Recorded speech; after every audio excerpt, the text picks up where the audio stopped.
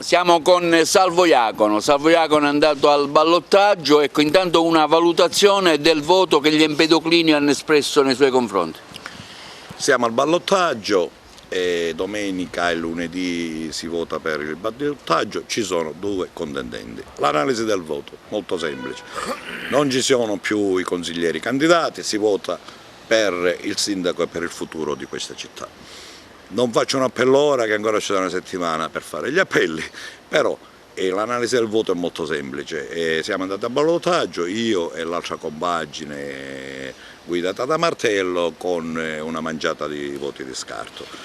Stiamo lavorando perché la normativa impone la possibilità di poter fare degli apparentamenti con altri partiti e entro i termini di scadenza dettati dalla normativa stiamo andando avanti con la possibilità di apparentamenti. Salvo Iacono rimane candidato, ancora più determinato nella possibilità di dare uno sviluppo e un cambiamento a questa città. L'analisi del voto si legge dai numeri, si legge da molte candidature andate a male, si legge su un buon consiglio comunale con gente che ha passione, tutti i partiti mi riferisco, passione e volontà di lavorare per questa città, perché, ripeto, fin dal primo giorno ho manifestato la situazione emergenziale in cui grava questa città, non soltanto dal punto di vista della macchina burocratica, ma anche da tutti i servizi e le attività che mancano. E il resto è legato al nostro programma e a quello che dovrò riuscire a fare per la città. L'astensionismo non la preoccupa? Già c'è stato un alto astensionismo e al ballottaggio sicuramente sarà maggiore. L'astensionismo non è stato molto perché hanno votato 9.800 persone in meno, ma dobbiamo considerare la situazione del Covid e altre situazioni contingenti.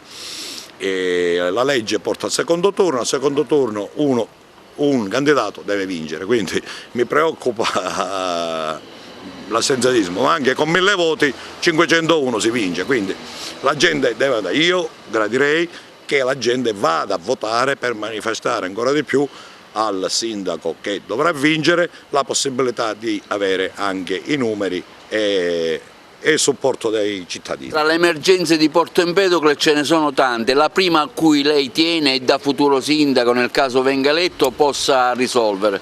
La prima emergenza secondo me è la macchina burocratica, il comune manca di dirigenti, manca di apicali, che significa manca l'ingegnere capo di ruolo, manca il dirigente del settore economico di ruolo.